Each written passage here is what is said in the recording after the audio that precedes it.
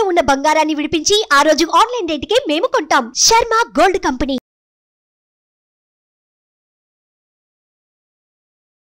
నమస్తే, welcome to Suman TV. నేను మీ యామిని. ప్రస్తుతం మనతో ఉన్నారు ప్రముఖ ఆధ్యాత్మికవేత్త జ్యోతిషరత్న కోనాల భాగ్యలక్ష్మి రెడ్డి గారు ఉన్నారు. అమ్మతో మాట్లాడి మనకున్న సందేహాలను అడిగి తెలుసుకుందాం. అలానే ఈ మే నెలలో 12 రాశుల వారికి ఏ విధంగా ఉంటుంది ఈ విషయాలు కూడా అడిగి తెలుసుకుందాం. నమస్తే అమ్మా. నమస్తే అమ్మా. ముఖ్యంగా ద్వాదశ రాశుల వారి గురించి చెప్పుకునే ముందు మొట్టమొదట మనం చేయాల్సింది ఏమిటంటే కనుక ఈ మాస ఫలాలు అంటే 1/5/2024 నుంచి 31/5/2024 వరకు ఈ మాస ఫలాలు కార్యక్రమంలో మార్పులు చేర్పులు ఉంటాయి. గ్రహాల యొక్క ప్రయాణాలు ఉంటాయి. ఆ ప్రయాణాల గురించి తెలుసుకున్నాక మనం ద్వాదశ రాశుల వారి గురించి మాట్లాడుకుందాం. మొట్టమొదట మనకి మే 1వ తారీఖున గురుడు వృషభ రాశిలోకి ప్రవేశిస్తున్నాడు. ఆ తర్వాత మే 11వ తారీఖున బుధుడు మేషరాశిలోకి ప్రవేశిస్తున్నాడు. తర్వాత చూస్తే మే 14వ తారీఖున రవి వృషభ రాశిలోకి వృషభ సంక్రమణం జరుగుతుంది. ఆ తర్వాత మే 19వ తారీఖున శుక్రుడు వృషభంలోకి ప్రవేశిస్తున్నాడు. తర్వాత మే 31వ తారీఖున బుధుడు వృషభంలోకి ప్రవేశిస్తున్నాడు. అందువలన ఈ యొక్క గ్రహాల యొక్క గతుల వలన ద్వాదశ రాశుల వారికి ఉండేటటువంటి యోగాలు, మంచి అద్భుతమైనటువంటి అదృష్టాలు, వీటిలన్నింటి గురించి మనం పరిశీలిద్దాం. మకర రాశిలో ఉన్నటువంటి ఉత్తరాషాఢ 2, 3, 4 పాదాలు, ఆ తర్వాత శ్రవణ నక్షత్రం, ఆ తర్వాత చూసినట్లయితే కనుక ధనిష్ట ప్రథమ ద్వితీయ ఏ విధంగా ఉండబోతుంది అనే విషయాన్ని మనం పరిశీలించడానికి ముందుగా ఓంకార బిందు సంయుక్తం నిత్యం ధ్యాయంతి యోగినః కామదం మోక్షదం చైవ ఓంకారాయ నమో నమః.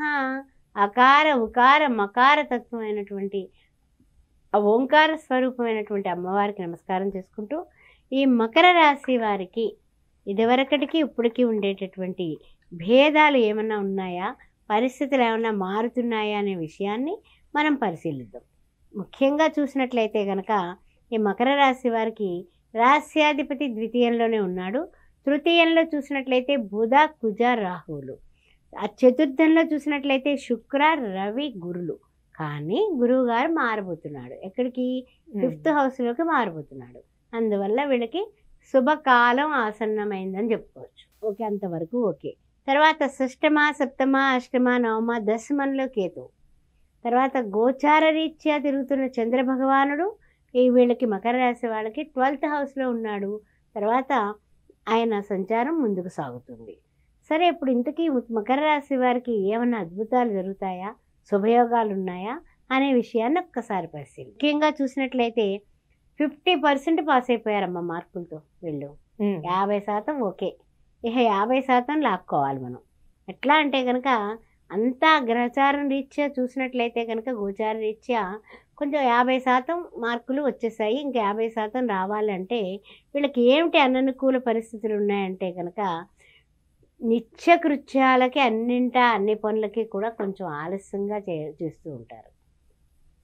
ఈ జాప్యం వలన అన్ని విషయాల్లోని కూడా లేటు. అదేవిధంగా అప్పులు, అపవాదులు లాంటివి వీళ్ళని చికాకులు పరుస్తాయి. ఎప్పుడో తీసుకున్నాం చేబదులు కానీ వాడు వచ్చి కూర్చుంటాడు. అప్పుడు కరెక్ట్గా మన ఇంట్లో చుట్టాలో, బంధువులో, మిత్రులో ఎవడకు ఉంటాడు. మనకి కొంచెం మరి ఇదే కదా, ఇస్తాను సర్దుబాటు చేస్తామా అని అన్నాం అనుకో, వాడు వినడు. అప్పటికప్పుడు ఎక్కడి నుంచి తెచ్చిస్తారు అలా. అప్పుడు ఏమంటాడు వాడు, అప్పుడు ఇచ్చుకున్నప్పుడు బాగానే తీసుకున్నావు, ఇప్పుడు ఇంతే, నువ్వు చిన్నప్పుడు అప్పుడు అట్టు పెట్టలేదు, ఫలానా రోజు బూరెట్టలేదు అనేసి మన మీద వాగ్వివాదానికి దిగుతాడు. అలాంటి అపవాదులు వచ్చేటటువంటి అవకాశం ఉంది. జాగ్రత్తగా ఉండండి. ఎవరైనా ఇచ్చుకునే పుచ్చుకునే కార్యక్రమాలు ఉంటే ఇంటి దాకా రప్పించుకోకండి. మనకి శని చూస్తే ద్వితీయంలో ఉన్నాడు రాశ్యాధిపతి, దానివల్ల ఏమో అన్నీ కూడా బ్రేకులు. తర్వాత చతుర్థంలో శుక్రుడు, గురువుగారు వెళ్ళిపోయినప్పటికీ కూడా రవి మిగిలి ఉన్నారు. ఈ అర్ధాష్టమ శుక్ర దోషం వలన భార్యాభర్తల మధ్య కుటుంబ సౌఖ్యం కలిగి దాంపత్యంలో అన్యోన్యత, అనురాగం కలగాలంటే శుక్రుడే కారకుడు. అందువల్ల ఆ సౌఖ్యానికి కాస్తంత అడ్డంకులు, కాస్తంత తలకాయ నొప్పులు వచ్చేటటువంటి యోగం కనపడుతుంది. తర్వాత కోపాలు, చిరాకులు ఉంటాయి.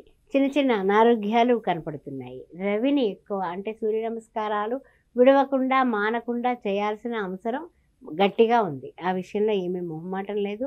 మంచిగా మీరు ప్రతిరోజు అది ఆదిత్య హృదయం చదువుకున్నా ఓకే, లేకపోతే కనుక రవి, మిత్ర, సూర్య, ఖగ, భాను, పూష, హిరణ్యగర్భ, మరీచ, ఆదిత్య, సవిత్ర, అర్క, భాస్కరభ్యన్నమా ఈ 12 నామాలు చేసుకోవడం, 3 సార్లు 3 దోసెల నీళ్లు ఆయనకి సమర్పించి, ఆదివారం పూట మానకుండా కుక్కలకి కాస్తంత చపాతీల మీద కొంచెం పంచదార చల్లి వేయడం వల్ల కూడా మీకు అనారోగ్య పరిస్థితి అర్ధాష్టమ రవి దోషం పోతుంది.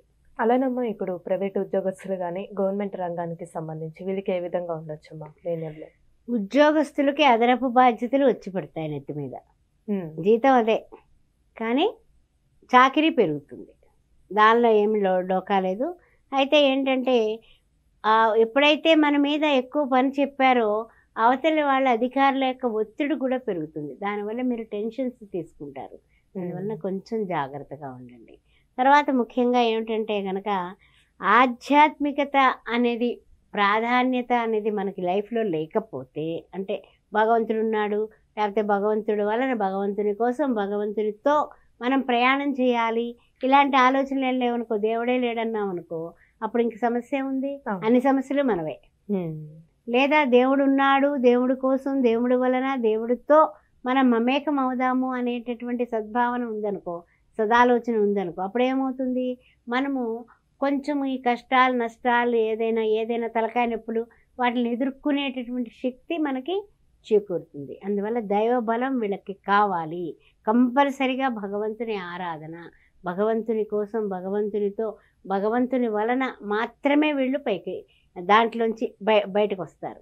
అందువల్ల ప్రతిరోజు విడవకుండా మానకుండా దైవనామ స్మరణ చేసుకోవడం, బయటకు వెళ్ళేటప్పుడు కూడా దైవాన్ని పూజించడం, దైవాన్ని సేవించడం, చాలా చాలా కులదైవాన్ని, పితృదేవతల్ని మర్చిపోకుండా రోజు తలుచుకుని మాతృదేవో భవ, పితృదేవో భవ, ఆచార్య దేవో భవ, అతిథి దేవో భవ అని వేదాలు ఏవైతే ఋగ్వేదంలో చెప్పబడ్డాయో ఆ 4 సూత్రాలు కూడా వీళ్ళు అనుసరిస్తేనే వీళ్ళ జీవన విధానం చాలా అద్భుతంగా ఉంటుంది.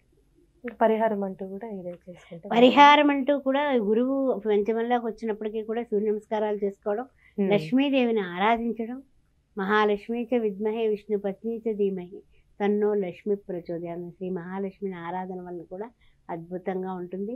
ప్రతి శుక్రవారం నాడు ఎవరికైనా పేదవారికి చక్కగా బొబ్బర్లతో చేసిన వడలు పంచడం వలన కూడా వీళ్ళకి మంచి జరుగుతుంది. చాలా చక్కగా తెలియజేస్తారమ్మా, ధన్యవాదాలు. శ్రీమాత. సుమన్ టీవీలో మీ పర్సనల్ అండ్ బిజినెస్ ప్రమోషన్స్ కోసం కింది నెంబర్కి కాంటాక్ట్ చేయండి.